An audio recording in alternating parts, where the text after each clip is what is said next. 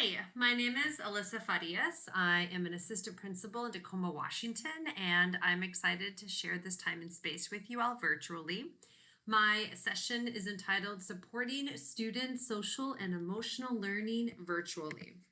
So before I dive into my presentation, I wanted to introduce myself a little bit. It's unfortunate that we can't be in the same room where I can't get to know you guys, be able to meet at some kind of networking session that conferences usually have. So I thought at the very least, you all could get to know me a little bit.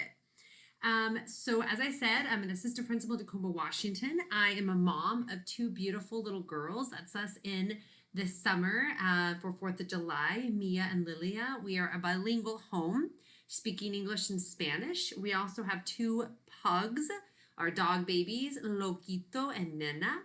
And the picture of the school is where I began my educational career. For the majority of the time I've been in education, I was a Spanish teacher, and my heart still pulls towards that teacher side of me, even though I'm an assistant principal. And, a little bit more about me. I fell into teaching and it evolved into a passion. It was not something that I actually planned to do at all. I'm a person who loves travel, good food, and a book, and life feels just right for me. I also have a ridiculous amount of different styles of eyeglasses. I think I'm at about 25 at this point. And I love great conversations. Hint why I wish I was there with you all virtually to be able to connect with you after this session. So let's talk about the learning intentions for our time together. Discover ways to implement SEL, social and emotional learning, in virtual meetings through mindfulness, brain breaks, collaborative spaces, and unintentional moment creators. So I want you to think about now, as an educator, when have you felt the safest and most engaged in a virtual work setting? Oftentimes we gain our best insight of what to do for our students when we think about how we feel in situations, such as going to professional developments and feeling like a lot of sit and get. We don't love that. And do we have to then ask ourselves, well, when I go into the classroom, do I do a lot of that? When we look for more engaging turn and talk moments with our colleagues, and that's what we want out of a session. Do we provide that for our students when we're in the classroom? The same can be said for the virtual work setting. And that can be, do you find that you're often talking out into the void and kids don't have their cameras on? How do you feel when you're in a session and no one has their cameras on? Do you feel connected? Do you feel engaged? Are you multitasking and don't want to turn your camera on too? So it's important to ask ourselves when we're about to share out the next set of strategies I'm going to give you, do they match what makes me feel safe and engaged, and how am I supporting my students in feeling safe and engaged in virtual settings? The reason why I put Mentimeter and Padlet there is because if this was a live session and we were actually all together at the same time, not just a recorded session, I would have us hop into a Mentimeter or Padlet to share our answers out in a more virtual collaborative space. But it's recorded, so I can't do that. So let's talk a little bit about social and emotional learning. I find that whenever I do any trainings around social and emotional learning, two things come up. One is the CASEL 5, which is the first circle you see. And the CASEL 5, self-awareness, self-management, responsible decision-making, relationship skills, and social awareness, is the social and emotional learning that I'm referring to when I talk about SEL. There's also another thing that we often hear about, and it's connected to SEL, called the whole child. That comes from the organization ASCD. But it's not the same as the CASEL 5 that I just mentioned. It has its own set of 5, which are actually called tenets: healthy, safe, engaged, supported, and challenged. This is a great diagram that I love to use to explain the difference, where they work hand in hand, but they're not the same thing. So it's good to be on the same page when we're talking about SEL or whole child, what exactly we're addressing. When you think about whole child, it's more of the collective whole of the child. Are they healthy? Do they have the right amount of food? Are they getting water? Do they feel safe in their learning environment? Are they not being bullied? And so on. Whereas social emotional is more the inner to the outer piece, managing emotions, feeling and showing empathy for others, establish and maintain positive relationships. And so even though they do work hand in hand, as this diagram shows, they are two different types of ways to view the student and how we need to support them. I do love that this image combines both of them together because they definitely are two things that should be thought of together, but are not necessarily the same thing. So this is a chart that was presented to me in August before school began, and I often will go back to it. It talks about reactions and behavioral symptoms in disasters, and we all can definitely say that the pandemic has been a traumatic experience for everybody for a multitude of reasons. Plus, we had a lot of different civil unrest that happened last year and into the starting of 2021. All of that combined together does mean that we're living in this state of behavioral symptoms in relation to a disaster. And research in the state of Washington was showing that in about this midsummer, 6/15/2020, as you can see it, that's pointed right there, is that a lot of people were finding themselves falling out of the honeymoon stage into disillusionment. And that was how folks would be then walking into the school year feeling.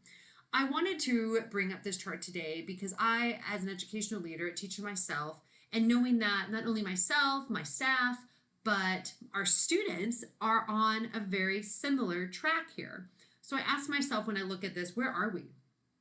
Now that we are in February, do we find ourselves having trigger events? Do we find ourselves at anniversary reactions? Do we find ourselves getting to the part where we're able to find a new beginning because we can see the end at the end of the tunnel? And this is a great graph to really ask yourself, where are you and where are your students and how can we best meet their needs when we think of that social and emotional support?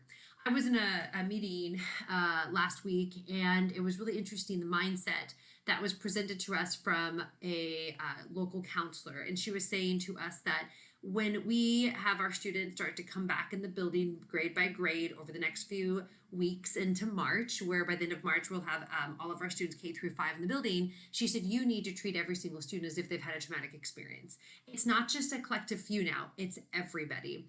And so this is just a good diagram to think about when we dive into social and emotional learning and the work that I'm going to share with you.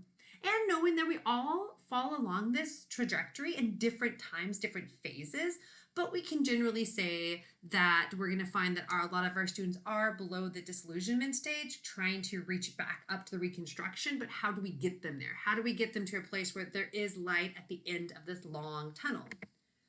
So I wanted to interject into this time together because it's an hour and that's a long time.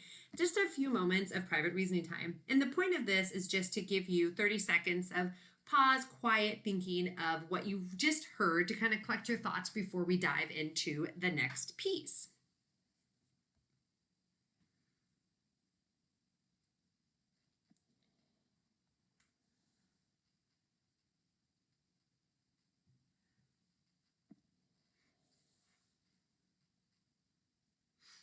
And just keep kind of thinking through some of the stuff that you just heard and processing how it connects to you, maybe some takeaways you've already had, something that you might want to share with a colleague. Go for about 8 more seconds.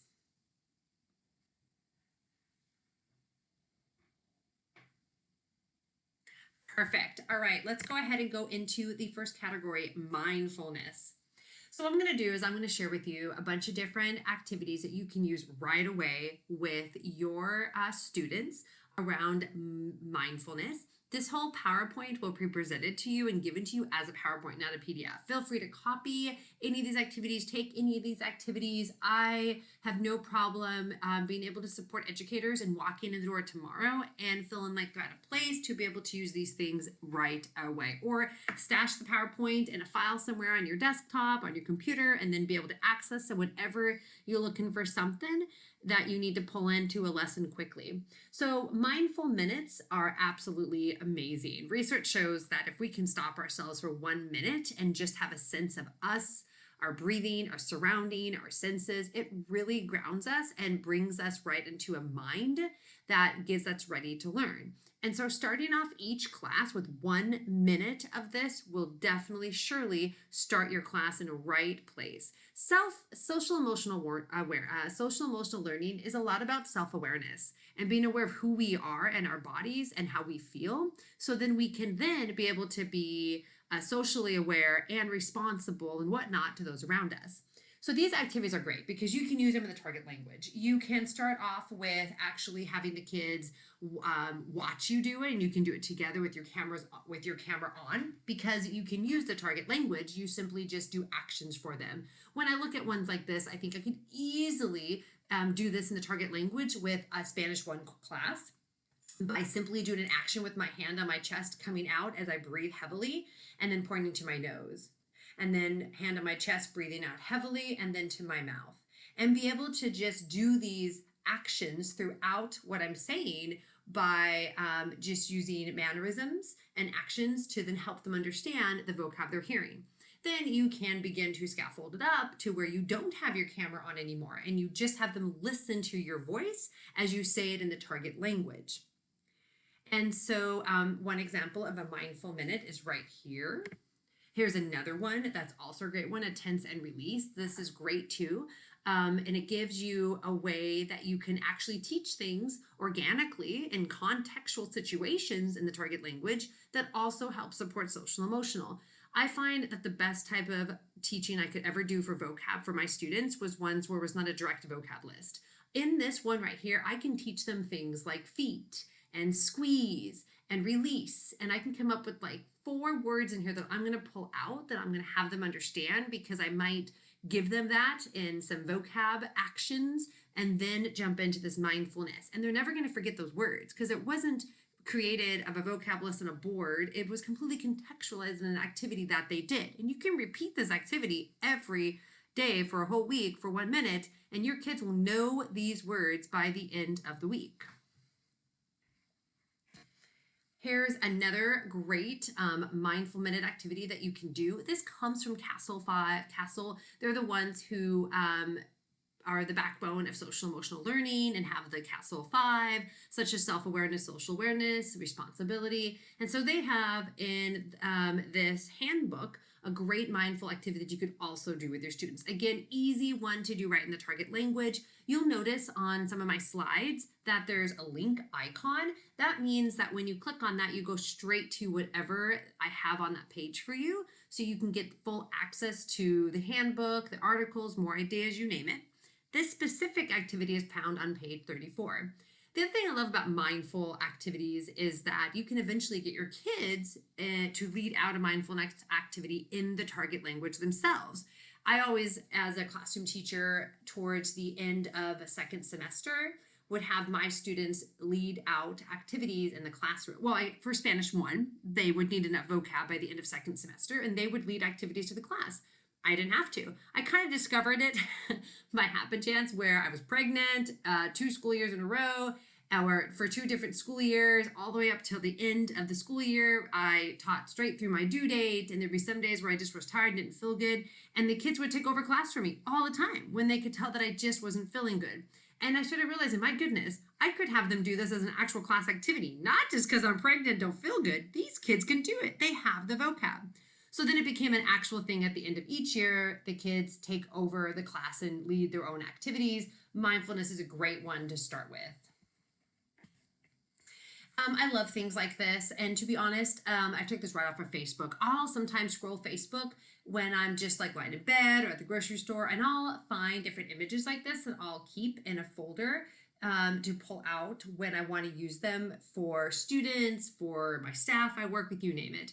And this is a great one to lean into mindfulness, where you can simply have short little phrases like this and just ask the kids anonymously. You can tell them through like an anonymous poll in Teams, which one of these do you feel like you need to work on better?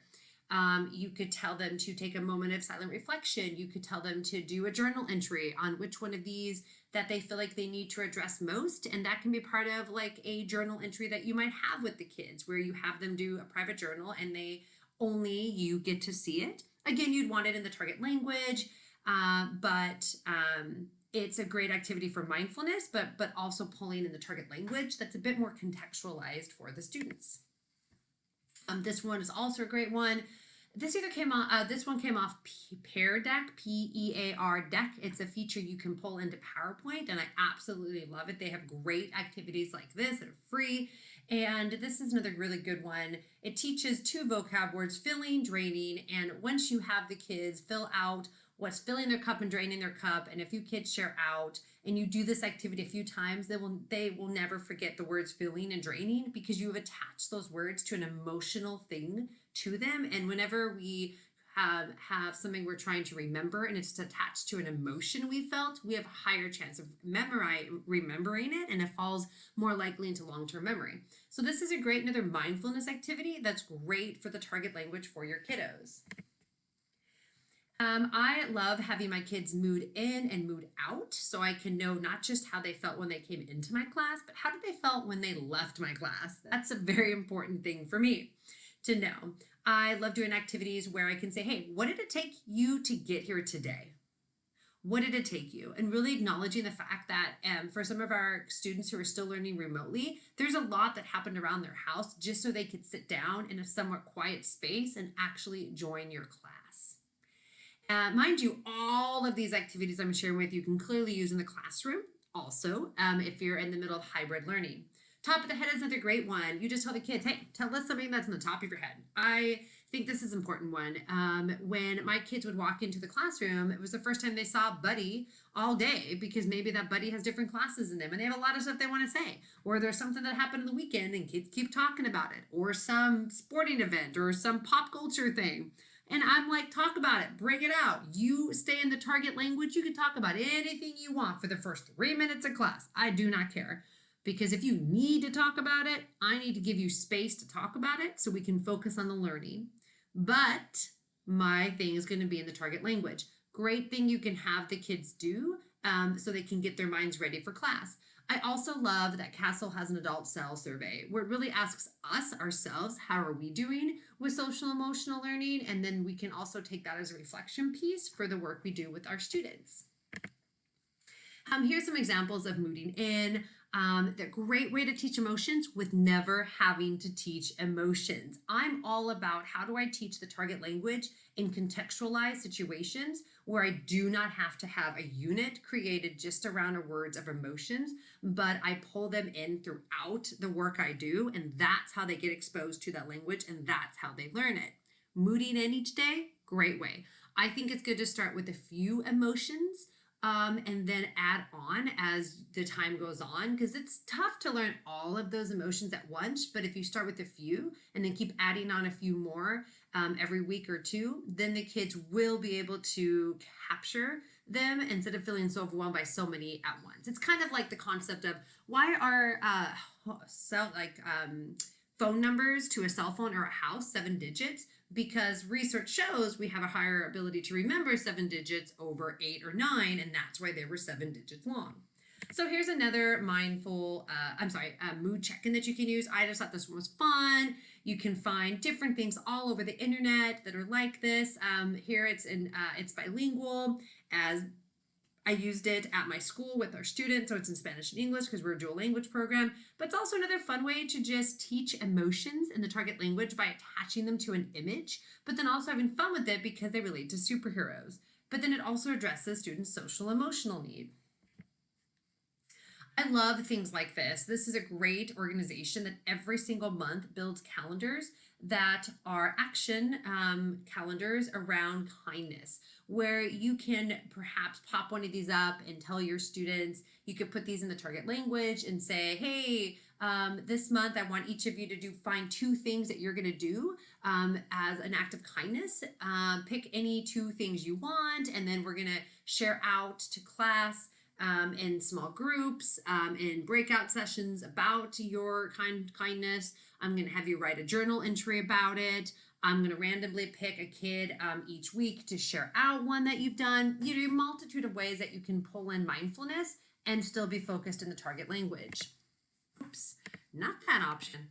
There we go. All right, so I'm going to put 20 seconds on the clock and just give you time to process the things I just shared with you before we go on to the next section.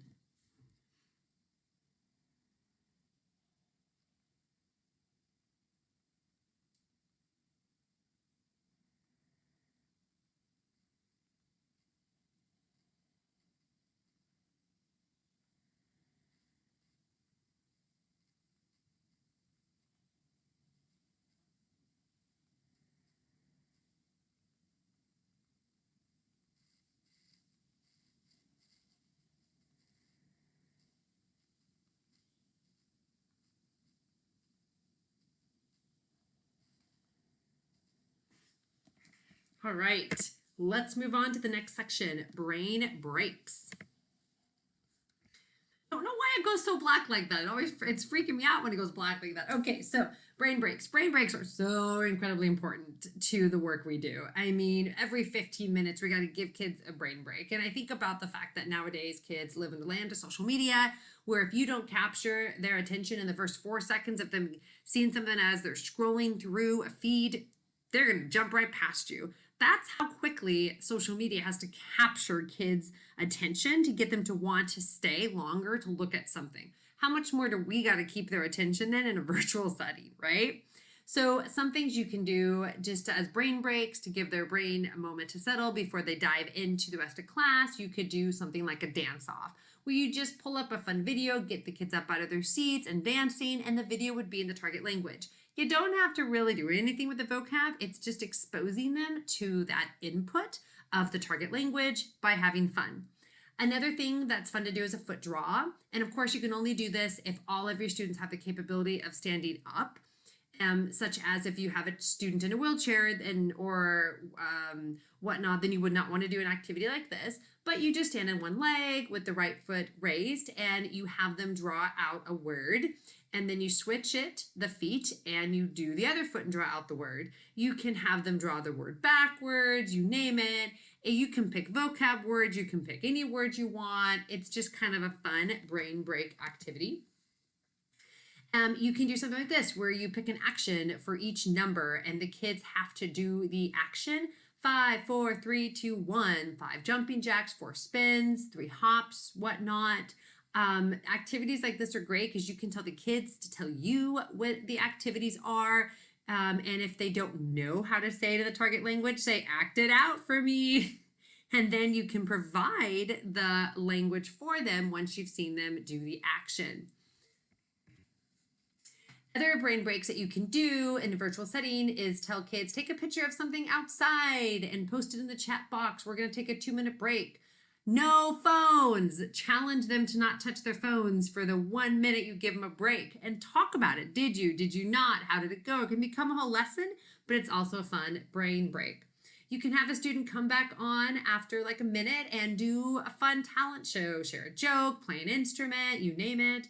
You can listen to a song from a playlist provided. You can have the kids give you songs and you can play it. You can have them go find one thing in your house that you want to eat, bring it back, and we're going to slowly eat it little bite by little bite. We're going to savor each taste of that food item. And it's just a way to connect to mindfulness. So many different things that you can do during brain break moments virtually with your kids. Again, there's the link icon right there, so feel free to click on that in the PowerPoint and get more of these great ideas. This is another fun one, brain break. I've done this with my kiddos in class, and I tell you, they would ask for me this all the time. My high school kiddos, they would be like, can we play that game? And they try to cheat all the time. And I would tell them no. And we would end up doing class competitions, who can get there the fastest among my classes, you name it. So the whole point is that you have to count up to a certain number and nobody can talk over anybody. So cameras off, cameras on, however they want to do it. And what they do then is they just count up, and the goal is just to see that you don't say a number at the same time someone else does. Great way to practice numbers in the target language, but fun.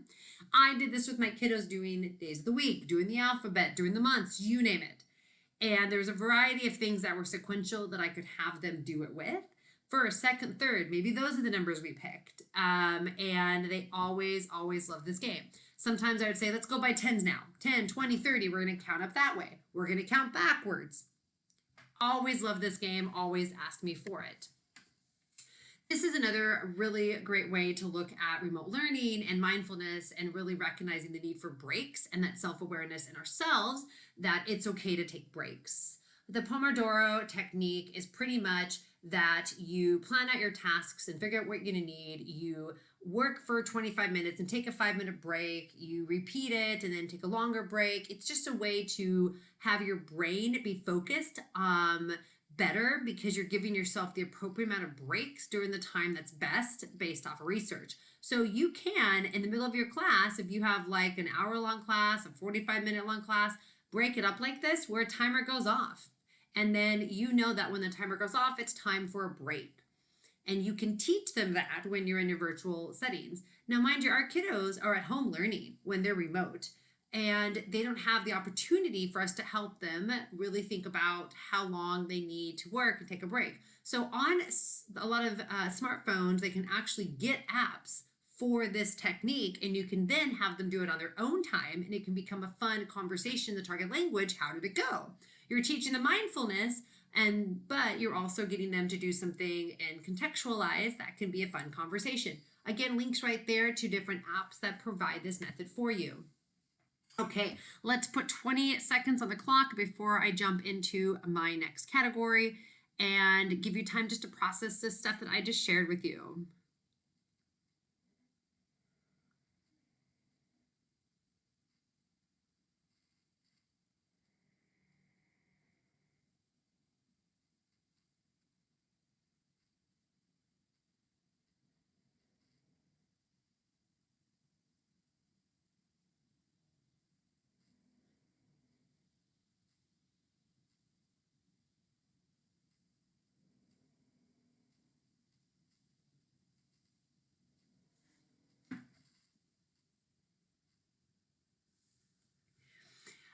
I love the fact that virtually 20 seconds feels incredibly long.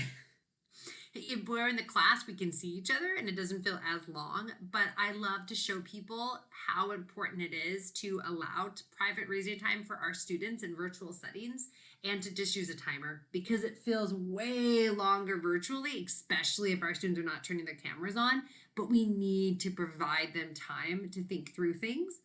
And I also find that whenever I do a session or work with kiddos in the classroom or a virtual thing, if I give them private reasoning time and it's quiet for at least 20 seconds, there's always a few of those kiddos who are not paying attention at all. And all of a sudden they realize the room got quiet and they're like, oh, what's going on? And then they start paying attention again.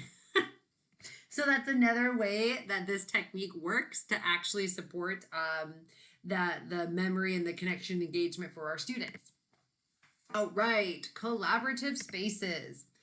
I love building spaces collaboratively online for my students and staff to be able to just connect with each other. We've got to build that connection and make sure that kids still have opportunities to socialize and connect. We cannot just have kids hop into a virtual session and start teaching them a sit and get lecture style. I know it's harder to get kids to do turn and talk and things like that. We are going to talk about how to build collaborative spaces virtually. But we have to ask ourselves, how did I set up today's lesson? And did I provide them a time to connect before we dived into the work? Things like this are a fun way to build collaborative spaces by showing images like this and having kids talk about how they feel.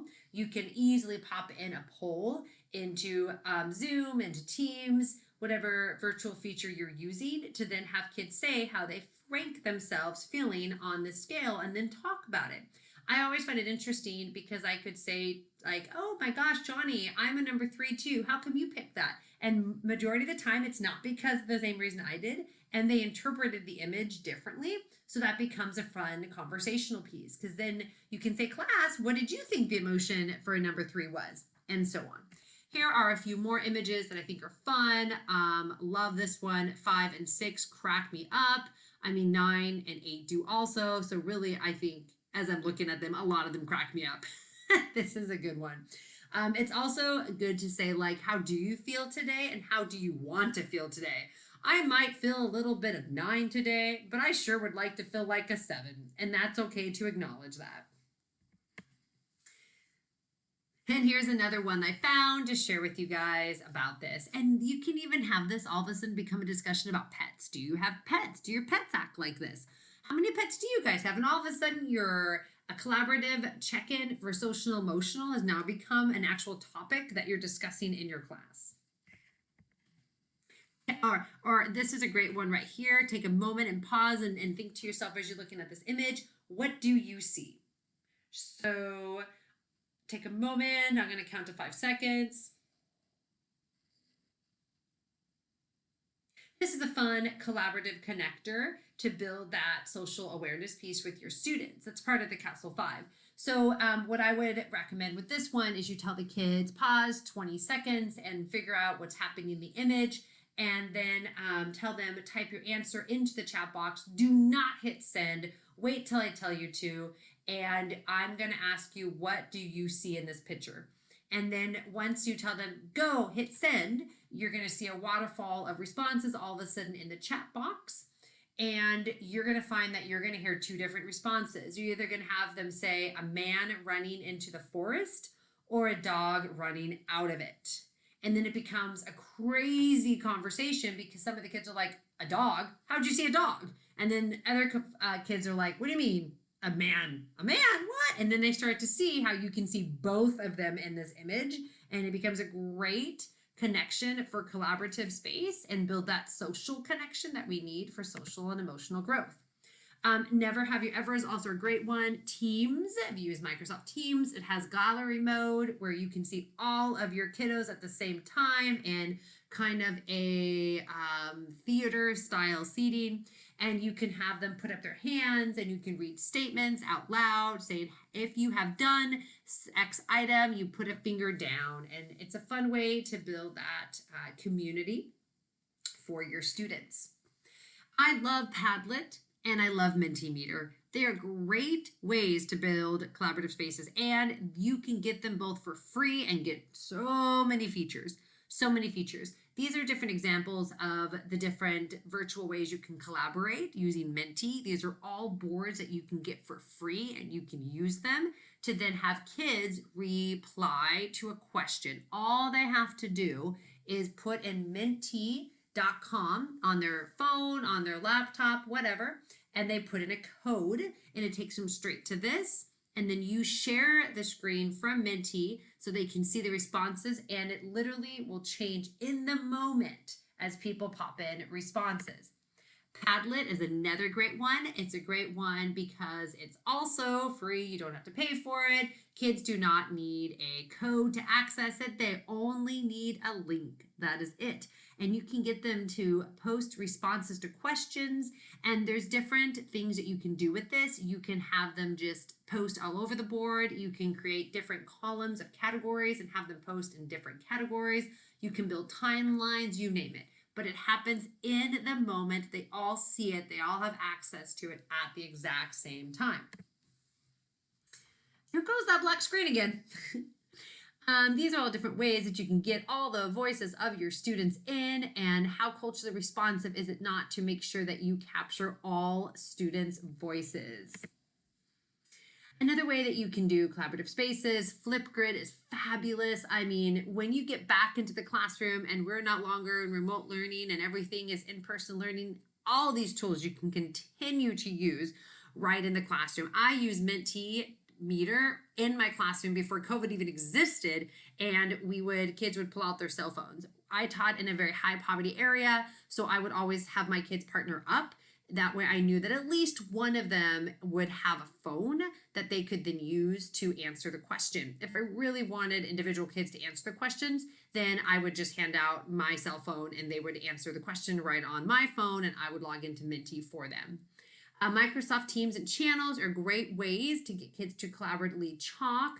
Zoom breakout rooms, Schoology discussion boards, and even just building shared docs in a OneNote, a OneDrive, a Google Doc, where you pop the document up and all kids have access to it. Another great way to build online virtual collaborative spaces. I love things like this. We did this in Tacoma where we had hashtag Tacoma Proud. And we really wanted to bring our folks together because of all the hard stuff that was happening with COVID and the civil unrest, to talk about what are things that we're proud about. Ourselves, our community, our school, our classroom. And every once in a while, I would pop something like this into the a check-in with my staff, and they'd pop it in the chat box, things that they were feeling proud about. So you can do the exact same thing with your students. Great way to use the target language and contextualize situations because they're talking about their world, things that are surrounding them. And whenever we use an emotion like this, like a proudful, happy emotion, we're attaching that activity and the language they're learning to long-term memory.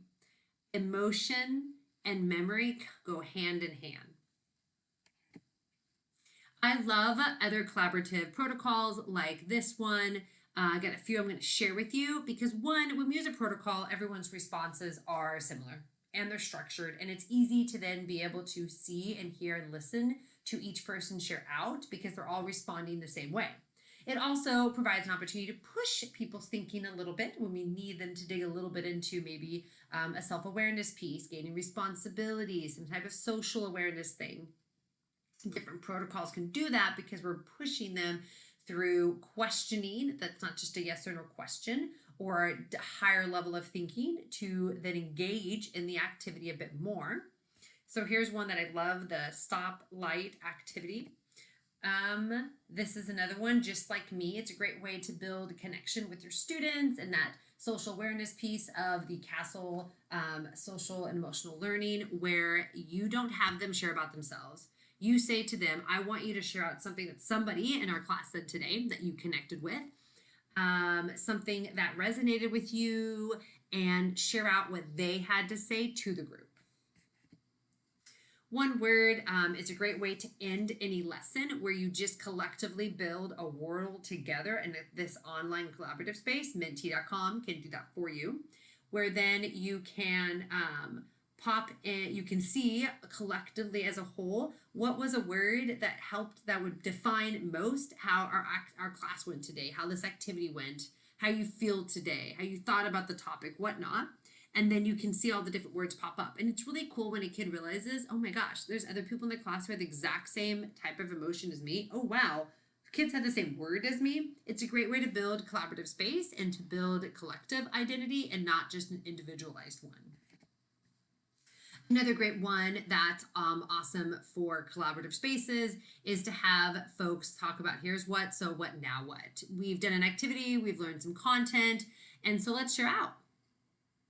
What did you gain? Why is it important? And what are you going to do about it? And this just really helps people, the class students, listen to each other and where they're at in their perspectives. And again, they're going to find that people, their classmates, are going to say something similar to how they thought. And it surprises kids all the time when they're like, huh, my classmates are very similar to me. When in how a student develops naturally, just their identity, they often feel very much like in their own world, and that like no one is like them, and they're so different than everyone around them, and they just want to fit in. But they find that's actually not true. We're all very common and similar, more than we realize about things. This is one that I was just for a faculty meeting, but it's still fun to do with students. And you can just do a kind of a scavenger hunt type activity like this with your students also. That is kind of a fun way to connect. The link is right there, and you can go to the activity and get that. Bingo boards. Who doesn't love a bingo board, right? Keep kids engaged if you've got 45 minutes with them in an online class. You'll see here that there's a Microsoft Teams conference called Bingo. That's when this whole thing first started for me. And then I realized I can make my own virtual bingo boards. So then I made one for a world language training that I did. When I was the coordinator for my district. We did this back in like March of 2020, so I have that there for you. And the cool thing is you can make your own bingo board that the kids can follow along with as you're doing activity, and it keeps them engaged because they're not just sitting and listen and get, but they're doing something throughout the lesson, knowing they're going to get some kind of something at the end. And so it's keeping them attentively listening and builds a fun kind of collaborative game, emotions, fun, whatnot with each other since they can't be in the same classroom. Here is another CASEL activity that's great for building self-awareness, self-management, and social awareness. And again, it's in that great practice, a 3-signature practice playbook. Link is right there. This is just dive into this book and pull stuff out of it. All of it can be used right in the target language with our students. This is another one that you can do, a give one, get Give One, Get Eight self-care activities where you're talking about yourself and taking care of yourself, but they're sharing out with each other the things they do for self-care. And it's a great way to build that collaboration and hear from each other and know that we all have self-care and things that we do and that it's important. And then just a moment to connect with their classmates. All right, I'm going to give you 20 seconds to process everything I just shared with you. And as I get a glass of water,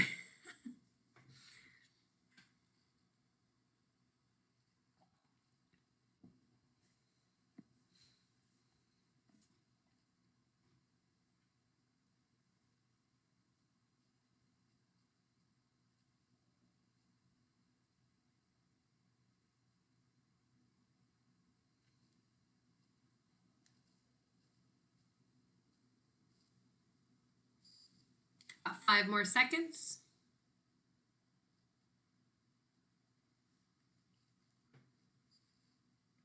All right, we got about 20 minutes left together. So let's dive into my last section here, unintentional moment creators. What are these? This is something I realized in March of 2020 when we were all sent home to work remotely.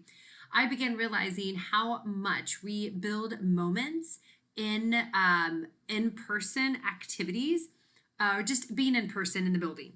And that we have these unintentional moment creators, such as you walk into a staff lounge, you see somebody who has some shoes you just love, and you start talking to them about them. And you've unintentionally created this moment that's built a connection with that person.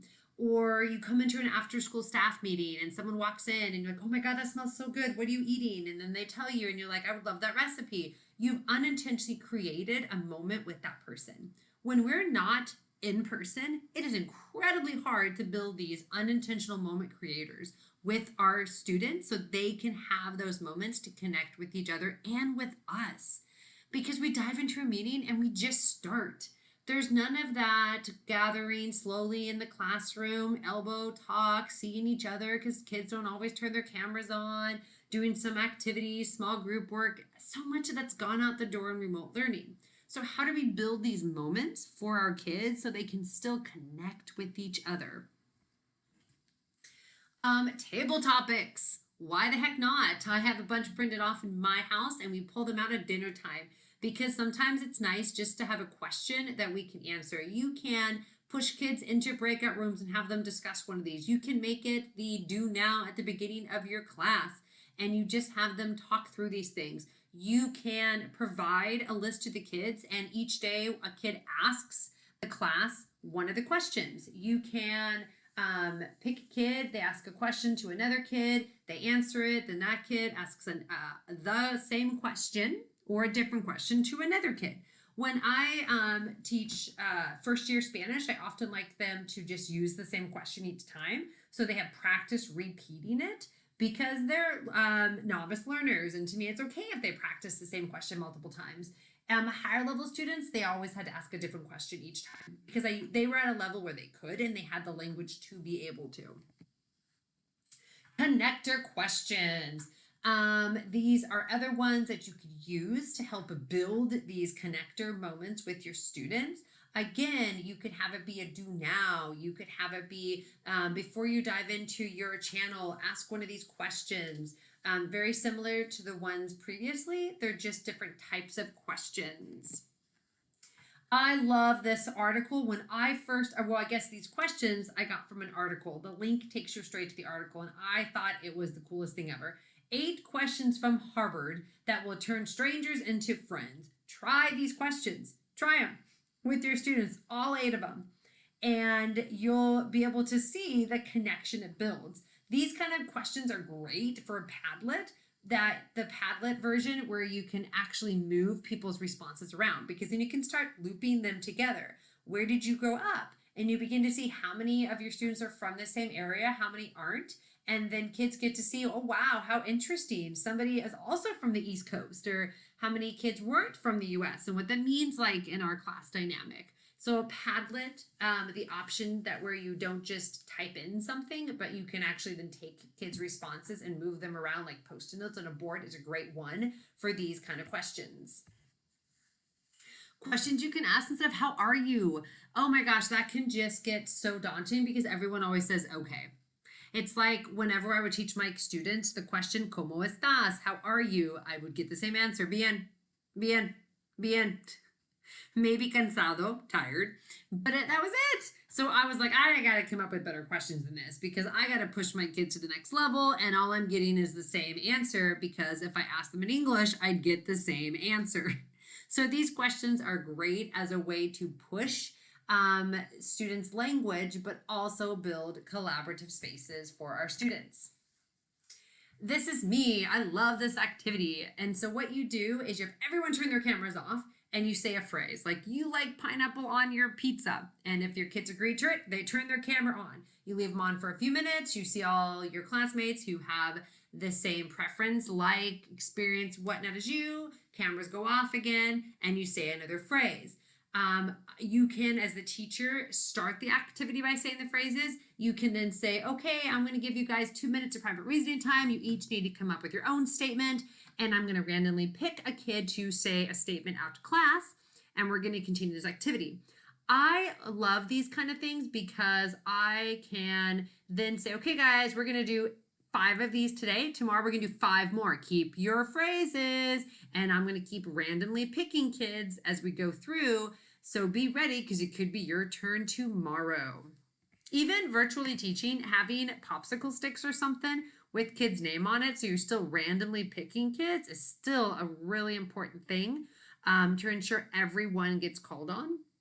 And I'll tell you, in the classroom, when I pulled out those sticks, I could see those kids' faces. They knew there was any random luck of the draw that their name could get picked because it wasn't me unconsciously picking on the same kids all the time. It was the sticks, and the destiny was on the sticks. And so virtually, camera on, as the teacher, you pull those out, they get alert because they're like, uh-oh, is it me?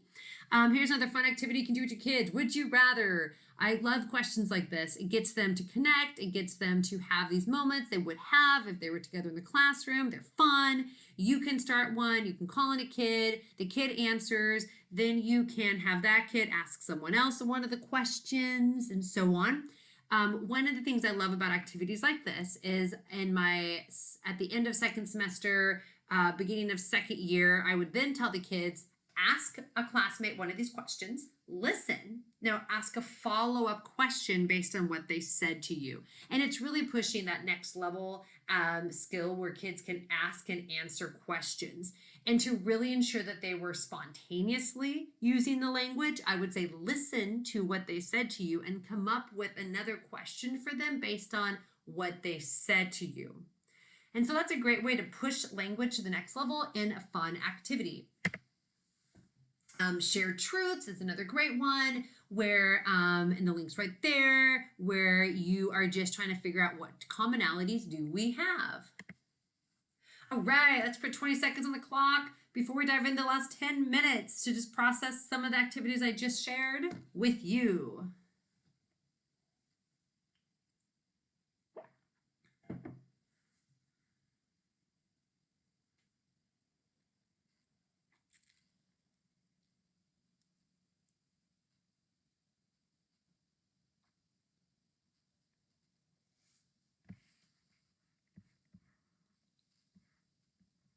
All right, let's dive into a few kind of final wrap-up things in the last 10 minutes. When we think about social emotional learning, we do need to always come back to that whole child piece. Are our kids engaged? Do they feel safe? Do they feel healthy? It's not just about their social awareness, their self-awareness, their self-management, their responsibility. It's also those pieces. And it's also, are we being culturally responsive educator in the work that we're doing with our students? I love the motivational framework because it helps me ask myself when I'm doing activities with my students, am I being culturally responsive? Am I being inclusive? What's the meaning behind the activities I'm doing? The attitude, how does this learning experience offer meaningful choices and promote personal development to contribute to a positive attitude? And the different 4 sections and the questions in there help me make sure that the activities I'm doing are really truly connecting to my kids, motivating them in a way that's engaging to them, that's culturally responsive. I also love the four agreements of a courageous conversation. You might see five there. That's only because in my building we added a fifth one, consider intent and impact, because that's a huge thing for kids to understand. You might not have intended what you did, but there was impact. And so these are the norms that we like to use when we're doing classroom activities. Not just stay muted, not just turn on your camera when you're talking, because those are very technical things. It's more about that self awareness, social awareness, responsibility, management piece of the Castle Five social emotional learning that are really important. And these four agreements, plus the fifth one that we added on, are really great for building that in the work you're doing with your students. And it's great to then be able to have this as a conversational piece with a student who is causing some problems. And you can say to them, expect and accept non-closure. Did you in that moment compromise and know that you might not have gotten exactly what you wanted out of the situation, but were you okay with that?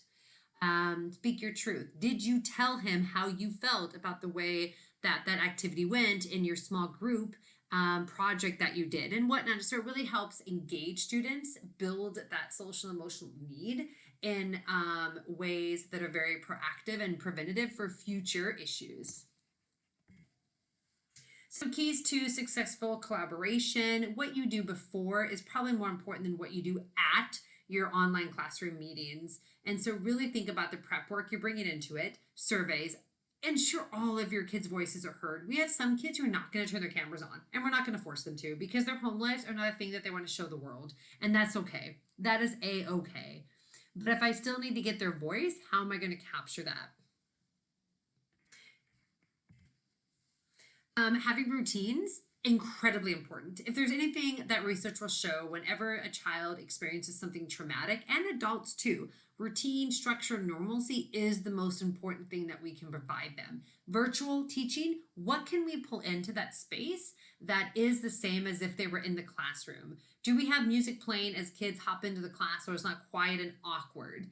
Do we provide mood in and mood out? Do we have norms that we're sharing with the class like we would in the classroom? Do we provide them time to think so they can just process before we move on to the next thing? Collaboration time, exit slips. We do these things in the classroom. Are we pulling them into our virtual settings also? And ensuring that we're providing these routine structural norms in the virtual setting too. Things to consider: provide office hours. It's a heck of a tough, tricky time for kiddos right now, and knowing that they can connect with you when they have questions are great. Ongoing check-ins with small groups of students. I would definitely say in remote learning, 9 or less is the best number for working with students, because in most platforms you can see 9 folks very well, plus a PowerPoint slide, so you can actually engage, and kids are more likely to turn their cameras on in small groups, not large groups. And just checking in with families. How you doing? What do you need? How are things going? What's it like me teaching you in your learning space? I had a teacher who for like the first month had no idea that she had an amazingly loud echo in her kitchen when she was teaching virtually. I jumped on a meeting with her for a committee that she was on in our building, and she turned off her mic to talk, and I was like, whoa, do you hear that echo? Never knew, no one told her, neither their families. And if she had just asked them, how are things going for you? They would have told her, oftentimes we can't totally hear you.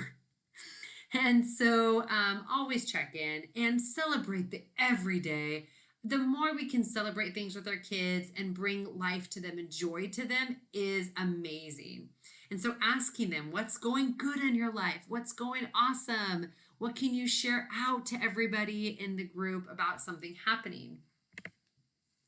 And lastly, the most important thing, hands down, of everything in this whole entire PowerPoint starts with you, the teacher. Hands down. If you are not in a good social and emotional place, it's not going to be possible for you to bring that to your students. We model things for our kids. It's like we are what we eat. We are what we say and do. If we don't, then they can't. And how can we expect them to? To me, in this time of remote learning, as we're moving back to hybrid and remote, not knowing what next year's going to be like, so many different things with the new COVID variant coming out and who's getting a vaccine and who not. And oh my goodness, so many things.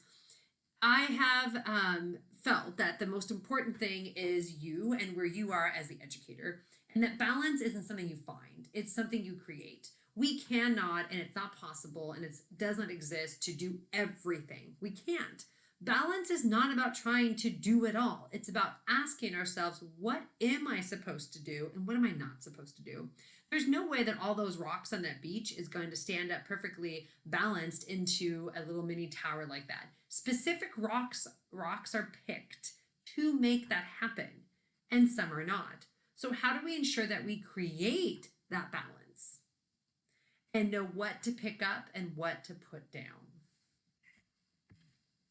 If you guys need anything, you're welcome to connect with me. You have the PowerPoint if you have follow-up questions, anything.